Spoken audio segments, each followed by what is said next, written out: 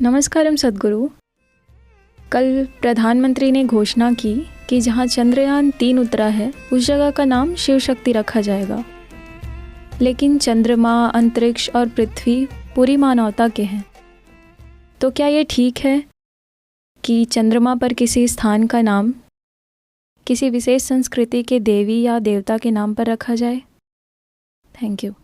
सीधे सीधे भारतीय राजनीति में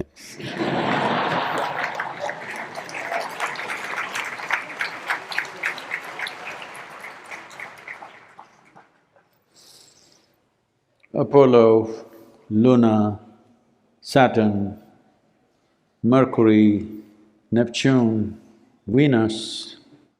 ये सब क्या है?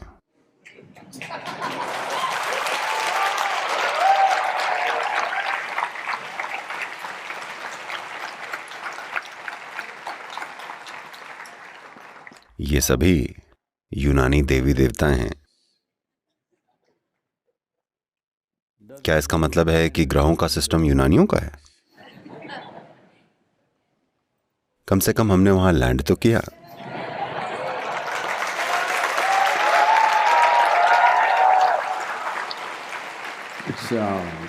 तो मैं बड़ा प्रभावित हूं कि आजकल राजनीतिक नेतृत्व में इस तरह का ज्ञान संभव है।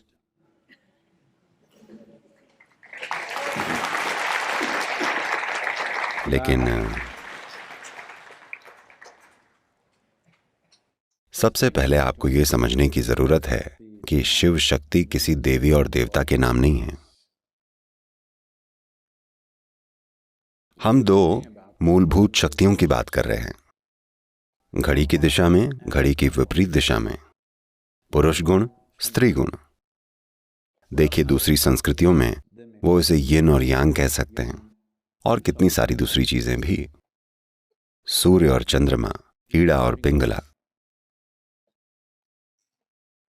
विज्ञान और आध्यात्म विज्ञान दोनों के कई सारे पहलू हैं जिस पर हम चर्चा कर सकते हैं। लेकिन वो महत्वपूर्ण बात जो आपको समझने की जरूरत है वो ये कि इस सृष्टि में सभी भौतिक अभिव्यक्तियां दो ध्रुवों के बीच घटित होती हैं। इसमें संदेह की कोई गुंजाइश ही नहीं है। ये चीज उस सभ्यता से नहीं आई है जिसे हम भारत कहते हैं। हालांकि ये पहली सभ्यता है जिसने इसके बारे में बात की है, लेकिन आज आधुनिक विज्ञान ने इसे बिना किसी शक के स्थापित कर दिया है कि हर वो चीज जो भौतिक है वो किसी न किसी तरह से घूम रही है या अपने आप ही परिक्रमा कर रही है, घूम रही है। तो इन परिक्रमाओं में अगर आप देखें, सिर्फ दो ही तरीके हैं कि कैसे सब कुछ घूम सकता है, क्लॉकवाइज या एंटी क्लॉकवाइज। लोग इसे ऊपर और नीचे कहते हैं, लेकिन सिर्फ दो ही तरीके हैं। ये हजारों अलग अलग तरीकों से नहीं घूम सकती है, ये सिर्फ दो तरीकों से घूम सकती है। इन दोनों को हम शिव शक्ति कहते हैं। और ये बात शानदार है कि उस स्थान को उनके अपने ही नामों से पुकारने के बजाय, जैसे कि उन्होंने अतीत में किया है, हम इसे सही शब्दों से पुकार रहे हैं जो कि पूरे ब्रह्मांड के लिए मायने रखेगा।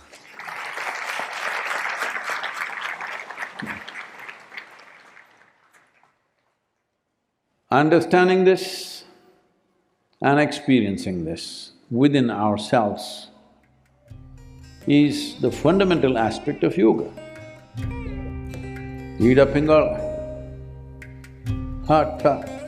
इसे समझना और इसे अपने भीतर अनुभव करना ही योग का बुनियादी पहलू है। ईड़ा पिंगला, ह ठ। ये महत्वपूर्ण है कि आधुनिक विज्ञान की बदौलत दुनिया भर में इंसान की समझ अब दुनिया के इस हिस्से की सभ्यता के गहराई से स्थापित पहलुओं को पहचान रही है। आधुनिक विज्ञान धीरे धीरे टुकड़ों टुकड़ों में छोटे छोटे टुकड़ों में एक एक करके धीरे धीरे इसके हर उस पहलू को प्रामाणिकता दे रहा है जो हजारों साल पहले बता दिया गया था। ये चीजें कई शताब्दियों पहले स्थापित कर दी गई थीं। अगर आपको यह ना पता हो तो करीब 2700 से 3000 साल पहले ही इस सभ्यता में इस ग्रह के अध्ययन को कहा जाता था भूगोल, जिसका मतलब है एक गोल ग्रह। जब दुनिया में हर कोई बहस कर रहा था कि ये चपटी है या गोल, यहां यह अच्छे से स्थापित था। ऐसी प्राचीन आकृतियां और तस्वीरें हैं जहां यह दिखाया गया है कि पृथ्वी ग्रह एक गोल गेंद यानी ग्लोब कछुए की पीठ पर रखा है और सूरज के चारों ओर घूम रहा है, जहां बाकी की दुनिया के शास्त्र, दुनिया के धर्म, दुनिया की संस्कृतियां और दुनिया की अज्ञानता ये कहती जा रही थीं कि पृथ्वी ब्रह्मांड का केंद्र है। यहां बहुत स्पष्ट रूप से हमने दर्शाया है कि पृथ्वी सूर्य के चारों ओर घूम रही है। और कछुए की पीठ क्यों? क्योंकि कछुआ अपने आप अपनी गति नहीं बढ़ा सकता, यह एक नियमित गति से चल रहा है।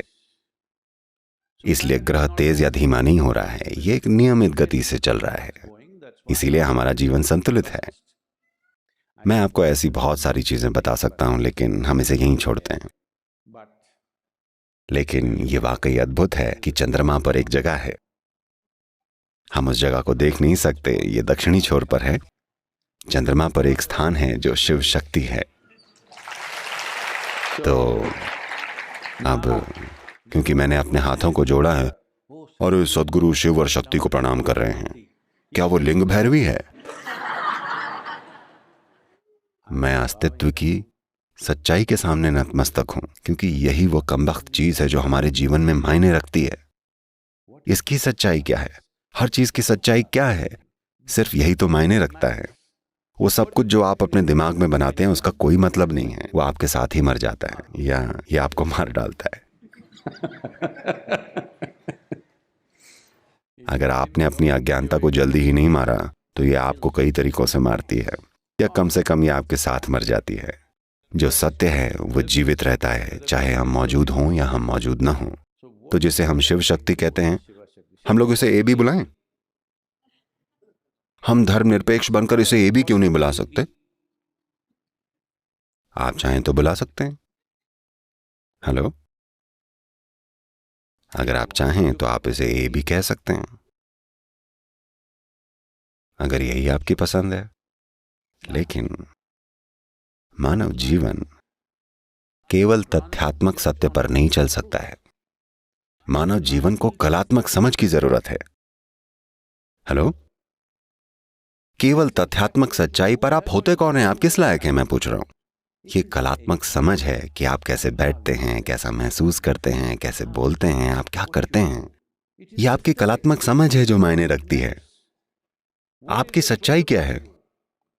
आप बस एक अदना सा जीवन है जो उगता है और नष्ट हो जाता है। यही इकलौती जीवन की सच्चाई है। आप जो कई सारी चीजें हैं, उसकी कलात्मकता यही छोटी छोटी चीजें हैं जो मायने रखती हैं। तो आप इसे ए भी कह सकते हैं। तब कोई पूछेगा इंग्लिश भाषा में क्यों?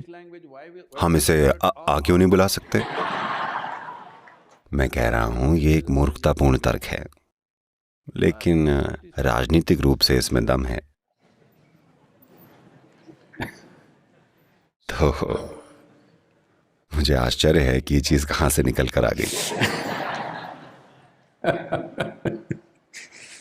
तो शिव शक्ति जितनी गहरी आपकी शिव शक्ति को लेकर समझ होगी, उतना ही गहरा शिव शक्ति के साथ आपका सामंजस्य भी होगा।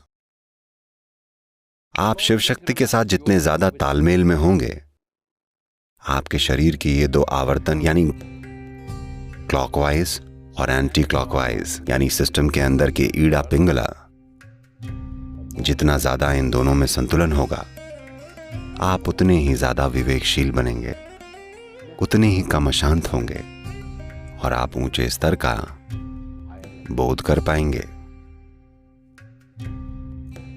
हम यहां बोध के बारे में क्यों बात कर रहे हैं? चंद्रमा और बोध बहुत जुड़े हुए हैं। चंद्रमा और हमारा जन्म बहुत जुड़ा हुआ है। शिव को या आदि योगी को क्यों चंद्रमा के साथ दिखाया गया है? वे सोमशेखर क्यों हैं? और कमाल की बात है कि इसरो के अध्यक्ष सोमनाथ हैं।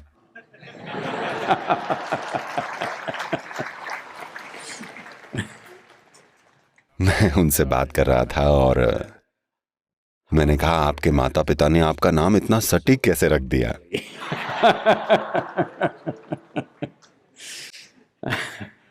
और उन्होंने कहा, सतगुरु ये तो भगवान शिव का नाम है, ये मैं नहीं हूं। ये होती है विनम्रता। ज्ञान के साथ लोग अभिमानी हो जाते हैं, लेकिन ये उन लोगों का एक ग्रुप है जिनसे मैं पिछले कुछ समय से बातचीत करता आ रहा हूं। अगर आपको सच में एक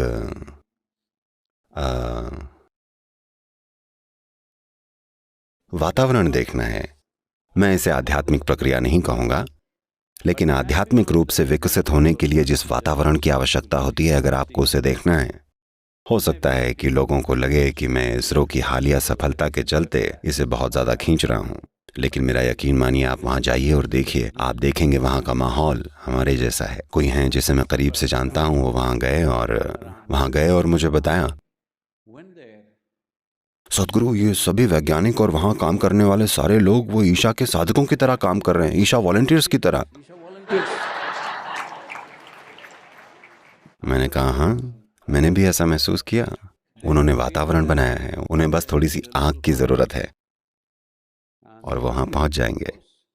क्योंकि अगर कुछ भी होना है तो आपको माहौल चाहिए होता है, आपको वातावरण की जरूरत होती है। इस ग्रह पर चीजें हो रही हैं क्योंकि यहां वातावरण है। चंद्रमा पर ज्यादा कुछ नहीं हो रहा है क्योंकि वहां कोई वातावरण नहीं है। आप इसे समझिएगा, यहाँ एक अच्छा वातावरण है जिसने आपको थाम के रखा है, जैसे आपको अपनी माँ के गर्भ में रखा गया था। आज भी धरती माँ ने आपको अपने गर्भ में धारण किया हुआ है। ये दबाव, ये ऑक्सीजन का लेवल, विभिन्न गैसों का लेवल, ये सब आपको इस जगह पर रहने के लिए बहुत जरूरी है। अगर दबाव बढ़ जाए आप कुचल जाएंगे, अगर ये कम हो जाए आप सांस नहीं ले सकते, आप बिखर जाएंगे। ये एक तथ्य है। अभी आप जो यहां बैठे हैं तो आपको थाम के रखा गया है, और कितनी शिकायतें हैं। हेलो, कितनी सारी शिकायतें हैं, विश्वास नहीं होता। अब शिव शक्ति,